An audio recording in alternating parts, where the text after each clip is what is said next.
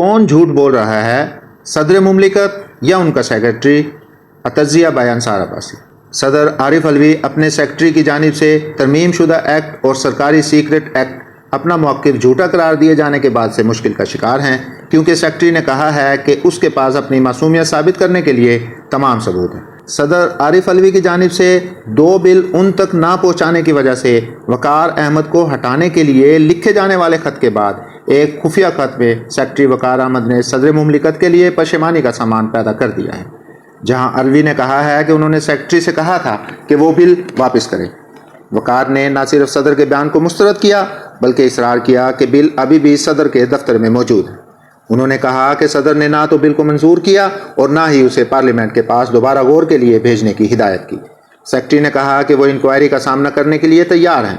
کسی بھی ایجنسی یہ اعلیٰ عدالت کے سامنے پیش ہو کر دستاویزی شواہد کی روشنی میں اپنا موقف ثابت کرنے کے لیے تیار ہے۔ دونوں میں سے کوئی ایک تو جھوٹ بول رہا ہے۔ اگر یہ صدر ہیں تو ان کے عہدے پر برقرار رہنا ممکن نہیں ہوگا، کیونکہ ان پر استعفے کے لیے عوامی دباؤ بڑھے گا۔ اگر یہ سیکرٹری ہے تو اسے انضباطی کارروائی کا سامنا کرنا پڑے گا، جس کے نتیجے میں اسے سروس سے نکالا جا سکتا ہے۔ اتوار کو صدر نے ایک ٹویٹ کیا جس میں انہوں نے کہا، اللہ میرا گواہ ہے، میں نے آفیشل سیکرٹ ترمیمی بل 2023 اور پاکستان آرمی ترمیمی بل پر دستخط نہیں کیے، کیونکہ میں نے ان قوانین سے اختلاف کیا تھا۔ میں نے اپنے سٹاف سے کہا تھا کہ ان بلوں کو وقت کے اندر غیر دستخط شدہ لوٹائیں تاکہ یہ غیر مؤثر ہو جائیں۔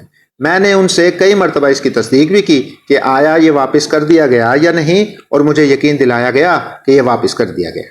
تاہم مجھے اب پتہ چلا ہے کہ میرے اسٹاف نے میری خواہش اور میرے حکم کو رد کیا۔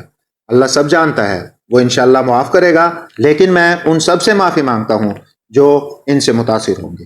صدر کی مندرجہ بالا بیان نے سنگین آئینی اور سیاسی تنازعہ پیدا کر دیا۔ ایک دن قبل انہوں نے ٹویٹ کیا کہ گزشتہ روز کے متعین بیان سے صدر کے سیکریٹریٹ نے وزیر اعظم کے پرنسپل سیکرٹری کو ایک خط لکھا ہے کہ وقار احمد سے صدر کے سیکرٹری کی حیثیت سے خدمات واپس لی جائیں، ان کی خدمات کی ضرورت نہیں، اور انہیں فوری طور پر اسٹیبلشمنٹ ڈویژن واپس بلایا جائے۔ بعد میں شام کو وقار احمد نے ایک خفیہ خط صدر کو تحریر کیا جو منظر عام پر آ گیا، جس میں سیکرٹری نے نہ صرف وقت اور ٹائم کے ساتھ ان بلوں کی تفصیلات دیں کہ یہ کب ایوان صدر میں پہنچے اور کب صدر کو پیش کیے گئے۔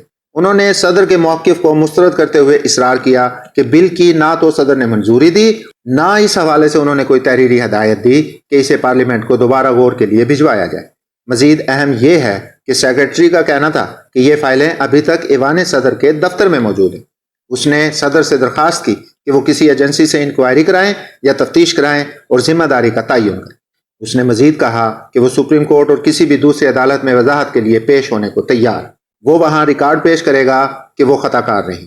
ماضی میں ہر کسی میں جہاں ڈاکٹر علوی نے بل واپس کیے، انہوں نے اپنے دستخط کے ساتھ اسے واپس کیا۔ اس امر کی کوئی وضاحت نہیں کہ اس کیس میں بل جو آرمی ایکٹ اور آفیشل سیکرٹ ایکٹ سے متعلق تھے، ان پر ان کے دستخط کیوں نہیں تھے۔